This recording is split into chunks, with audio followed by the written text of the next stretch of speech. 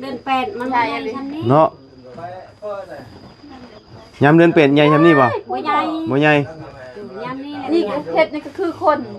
ใหญ่วัยตอน13-14ปีแล้วก็เฒ่าบ่แม่เฮาคือกันเฮานี่เฮาแต่13ปีใหญ่กว่านี่นี่ล่ะโอ้ยเฮาอยู่ได้กันนี่แล้วเนาะโตแซ่บๆเนาะแซ่บๆได้นี่ลมนี่บ่แห้งเนาะแม่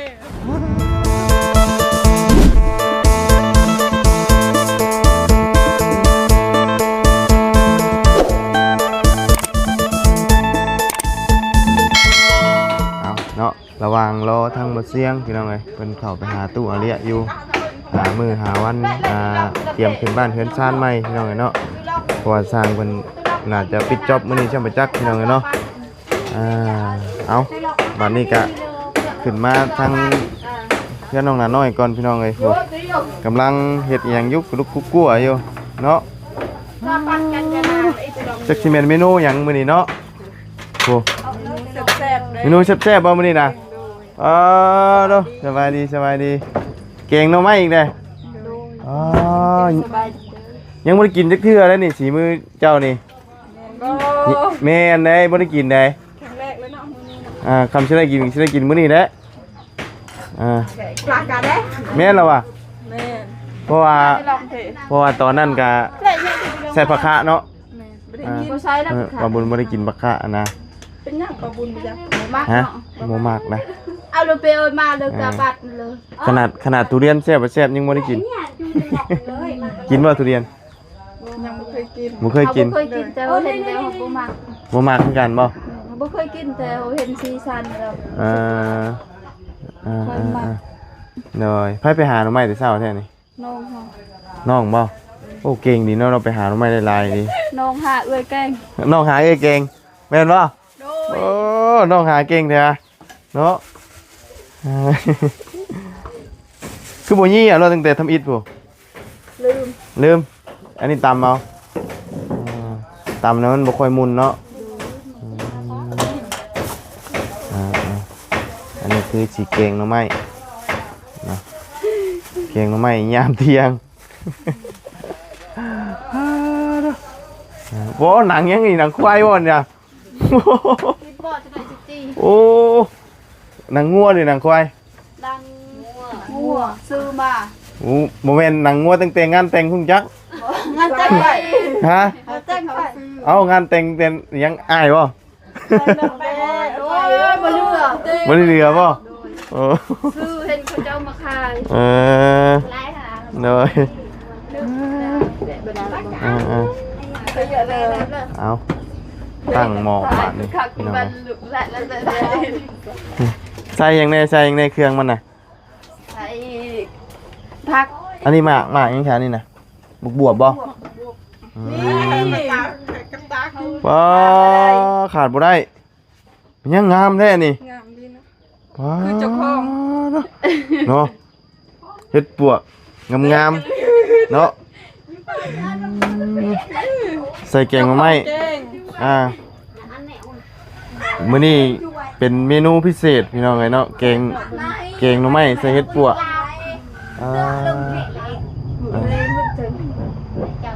เฮ็ดปวกนี่ช่วงนี้เฮ็ดปวกออกลายเด้เนาะฝนตกแล้วมันร้อนเด้แต่ว่ามันก็กิโลเพลงเด้กิโลนึงนะจากแถวบ้านนี่มันกิโลละ400,000นู่นจ้ะโอ้แพงแท้เอ้าอยู่พี่นะเขาขายถุง20,000บ่ถุง20,000ถุง10,000อยู่บ้านมันแพงเด้ช่วงมันออกใหม่ๆเนาะแต่อยู่มันตายมันมีมูลมันอะไรฉีกก่อนบ่ฉีกก่อนติดคอเลยเนาะเดินสร้างมันพักเที่ยงเลยเนาะเรื่องไรเสียโยสิทันบ่นี่สิทันสร้างเพิ่นอยู่บ่ทันเคยอยู่บ่อันว่าปิ้งตำนี่บ่เคยบ่แซ่บได้มันสิหอมเฮ็ดปวกนี่แต่ว่าเฮาต้องเอาดอกไอ้น่ะตัวนี้เด้เฮ้ยมันยังคันมีอยากให้เฮ้ยได้บ่เบิ่งดิแบบนี้นั่นขายให้เขากิน ตัวแบบนี้นะ เฮากินบ่ เอง เงินสำคัญที่สุด ตัวเองน้ำไม้คือกันตัวข้าวใครให้เขากินตัวเคี่ยวนั่นกินเอง ตัวอันน้ำมันดำๆเขียวๆกินเองบ่เออแถวนี้คำว่ามันออกเลยเฮาไปหาทางไหนทางอันชวนลาย ชวนต้นแถวป่าแล้ว ออกบ่ โดยช้างคากินแล้วเฮาประเทศยังบ่แล้ว เร่งอยู่เนาะกำลังเร่ง หิวข้าวแล้ว กำลังเร่งไฟพี่น้องเลย ใจเย็นๆประตูว่าเป็นไข่ใจฮ้อนอันนี้เป็นไข่ใจเย็นเด้ออย่าเป็นไข่ใจฮ้อน เป็นไข่ใจฮ้อนบ่ได้เนาะ พอเนาะ ฮะแล้วแต่แล้ว แค่วันเลื่อนเลย อันนี้ใหญ่คักลีเนาะอ๋อมันออกน้ำสวนยางมาจักอันนี้ มีใหญ่บ่บุญ เนาะโอ้ นี่แหละเขามัก โง่ ลาวผัด ใหญ่ดีนี่อันนี้เพิ่นเอิ้นเฮ็ดปวกเนาะ เห็ดใหญ่ๆอันนี้เนาะ ใหญ่ดีพี่น้องเอ้ยเนาะเมนูเด็ดอยู่บ้านน้องหลาน้อยมื้อนี้พี่น้องเอ้ยเนาะแกงหน่อไม้ใส่เฮ็ดปวกจักสิแซ่บจักสิเป็นจังได โอ้ยใหญ่อันนี้เนาะ โอ้เนาะ อุ้ยเนาะเอา ยำขันยำเดินเป็ดมันใหญ่ทำนี้ เนาะยำเดือนเป็ดใหญ่ทำนี่ป่ะ บ่ใหญ่ บ่ใหญ่ ยำนี่ นี่เห็ดนี่ก็คือคน อ่า ใหญ่วัยตอน13-14 ปี แล้วก็เฒ่าป่ะ แม่เฮาคือกันเฮานี่เอาแต่13ปีใหญ่กว่านี่ นี่น่ะมันลงขึ้นฮอด3ปี เฒ่าป่ะ โลด เอ้ยเออใหญ่ขึ้นแล้วเฒ่าวันนี้นะเนาะ ยัดละละน้อยไปจะบ่เขียนไหนจะหา โอ้ตอนนั้นปิ้งปลา สร้างทาบ่ไหวแล้ โอ้ ว เอาปิ้งปลาไปก่อน โดย ปิ้งปลาทูทางนั้นเนาะ มากกว่าโตกว่าทีต่างหากจาก คอนไฟเนาะ อ้าวโตดิ แจ็คซิเมนอูดยังบานนี่ให้กลัวอูดหนูอยู่ในโกนทั้งนี้กองเชียร์ได้นี่เนาะ นารุ่นกิน แล้วรุ่นกินเจงทำไม ก็ได้จุดก็ได้ไอ้ทาง เอ้ย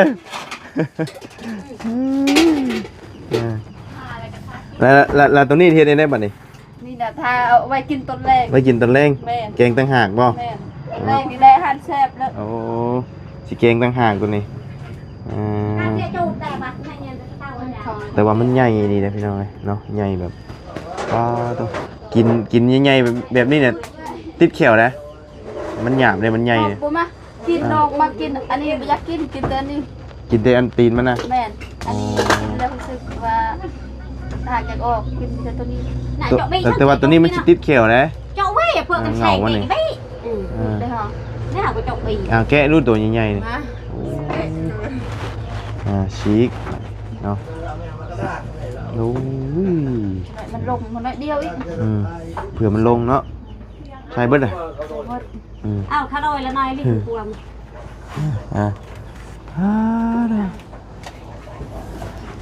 แกงหน่อไม้เนาะแกงหน่อไม้ฮะ โดย แกงหน่อไม้ กำลังพดเนาะ มากินกูเด้อจะพาไป โดยโอ้แน่นอนอยู่แล้วนี่เนาะมีของแซ่บปานนี้ไปสิไปเนาะโอ้ไปบ่ได้เด้ จุ๊บมาบวมไทยเกิดการได้ ฮะเอาก่อนเฮาถ่ากินของแซ่บพี่เฮาน่ะ เท่าได้เลยกินเท่า บ่ไหวแล้วบ่ เบื่อพอดาว ประหยัดเลย เที่ยวเฮา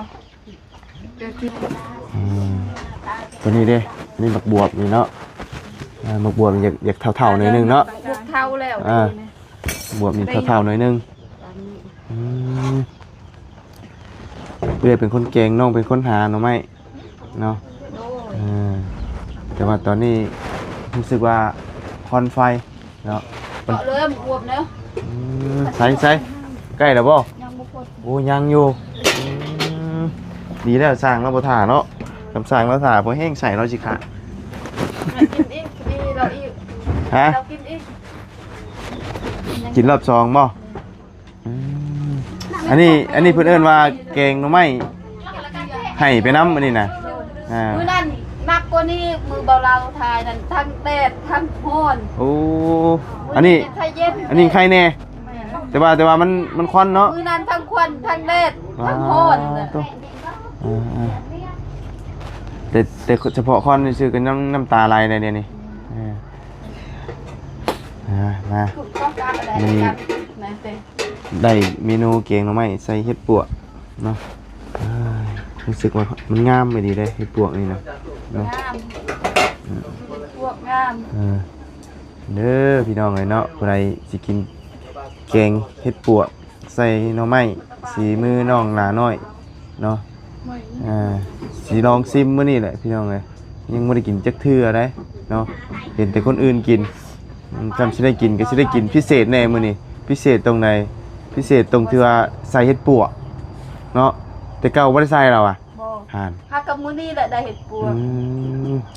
สิพิเศษแน่มื้อนี้เนาะ สิโตคือลาบาดอาเก็บสิอาปิดแปะ มึนตึบแล้วบัดนี้มึนตึบแล้วบัดนี้เนาะ ว้าวดีเลยเฮาก็หิวข้าวคือกันถ้ากินแกงหน่อไม้น้ำกันนี่แล้ว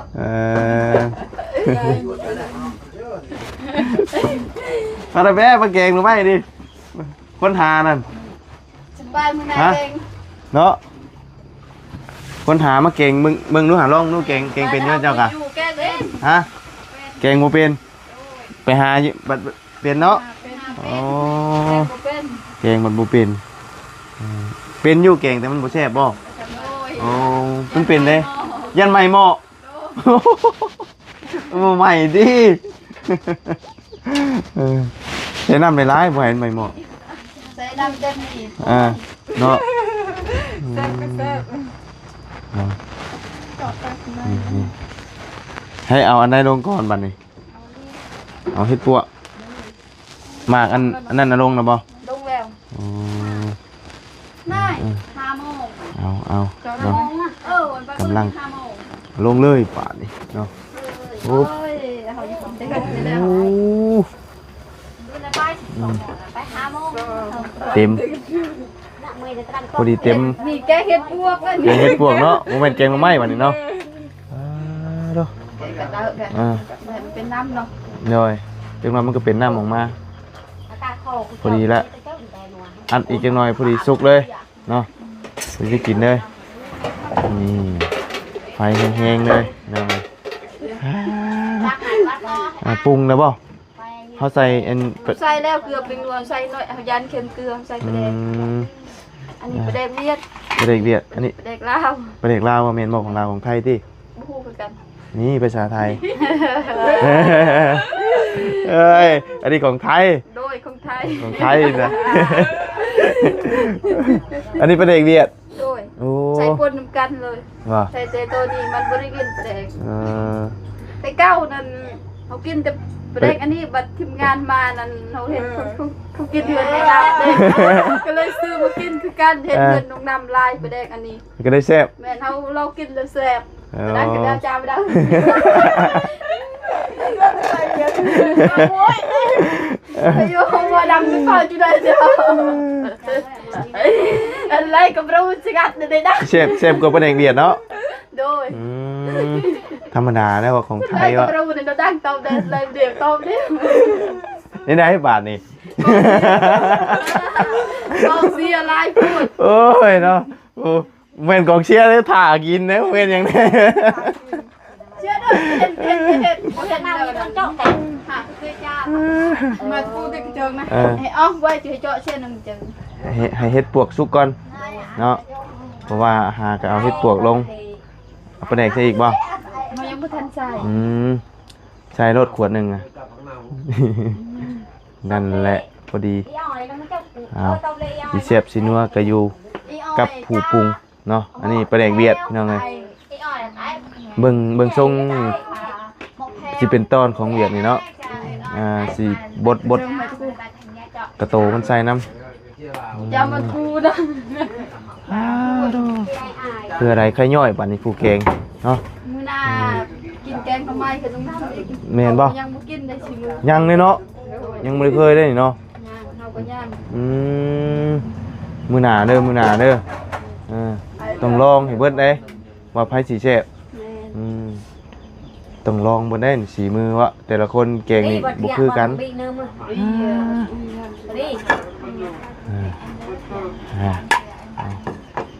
อีกจักหน่อยเนาะเดี๋ยวตักไป ช้าคนเด้อช้างเอ้ย ใกล้แล้วมันกำลังกำลังพดไว้ แล้วเธอบอกกำลังเฉลย กำลังชิเลาะบ่เลาะ คลิปนี้ก็สิมีเฮฮากันนิดนึง เฮ้ยเนาะควันตะปัดนี่แสบตายดีได้เนาะสิปิดลมควันไฟดีแต่มันบ่ฮ้อนเนาะอากาศดีแน่มีฝนสิตก ใส่แต่จานไหนช่วยแกะนึงก็ไป สาวหายเลิกกัน มา เยอะๆ เอาชิมต้องอันนี้สิต้องสิเติมแป้งนัวนี่นะ เติมมด เติมเบิดได้ป่ะเติมเกลือพร้อมเกลือนี่ เก็บไปเติมมูก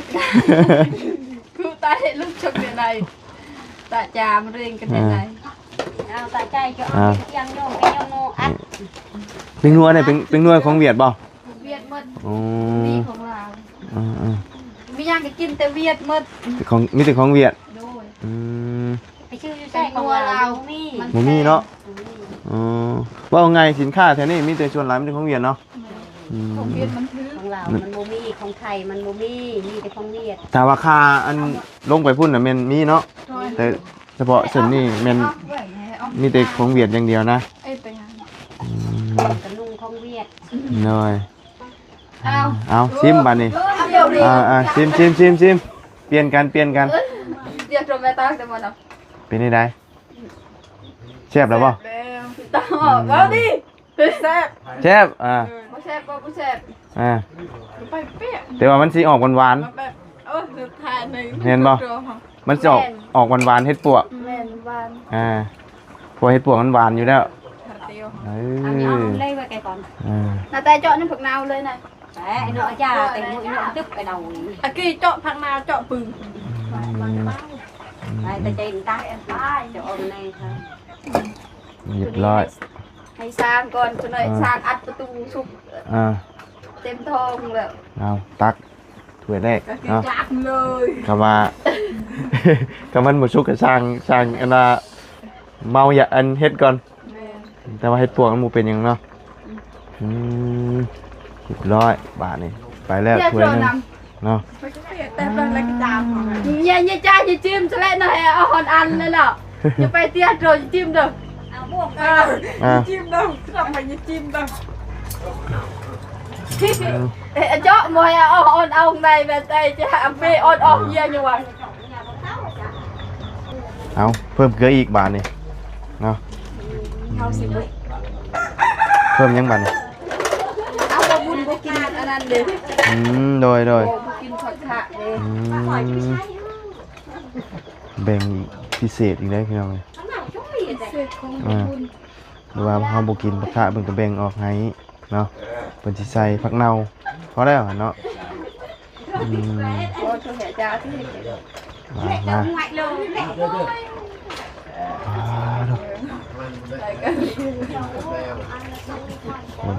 จะเป็นเนี้ยอันเจ้า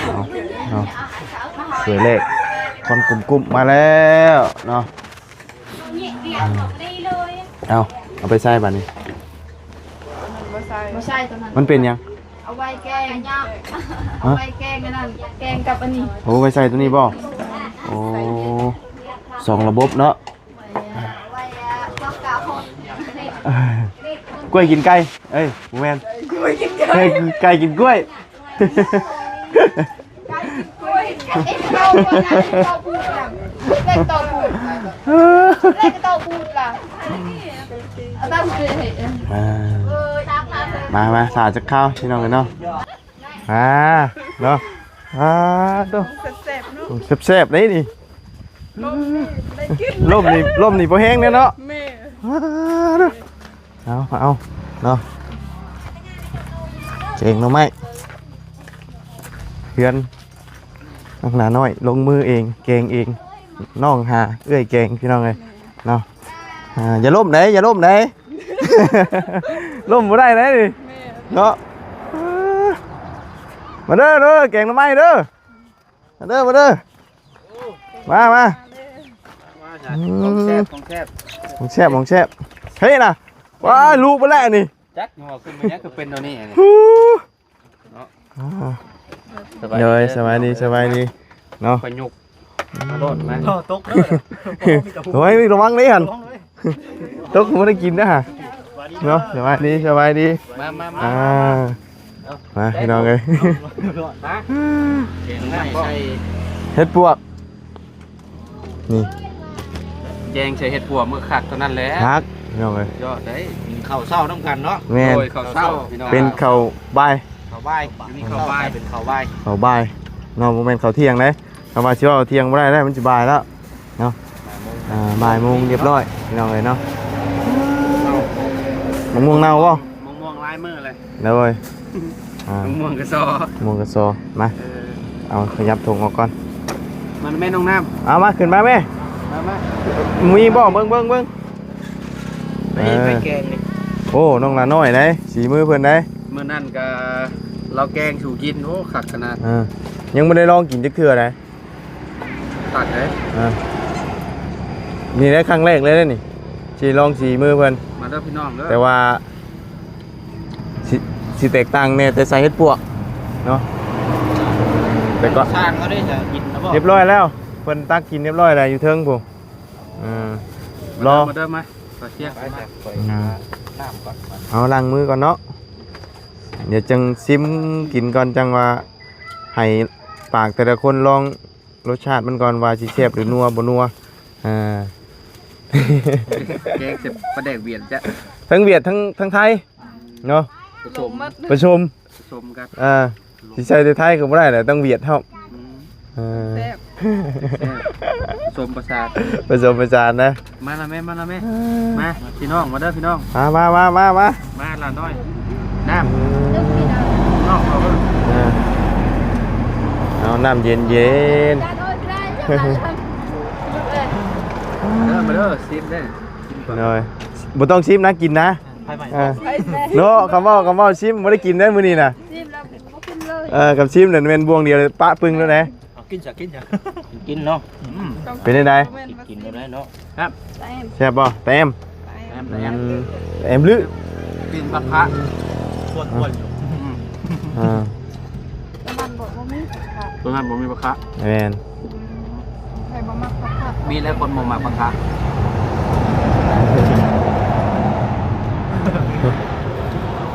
เลย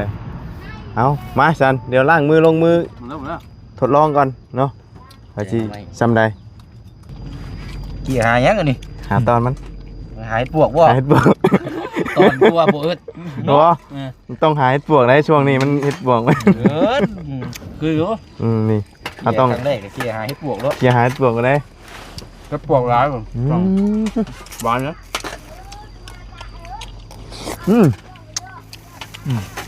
แซ่บอะไรนี่เนาะ อันว่าได้มันสิไป เออตัวนี้บ่ได้ใช้ปากคะตัวนี้ใช้ปากคะเงาะเป็นแบ่งให้ แบ่งสำหรับคนกินบ่กินเนาะ แม่นเพราะว่าบาบุญไม่ได้กินปากคะเนาะเอามาซะเนาะ ขอบใจหลายๆเด้อแกงก็ไม่ชูกิน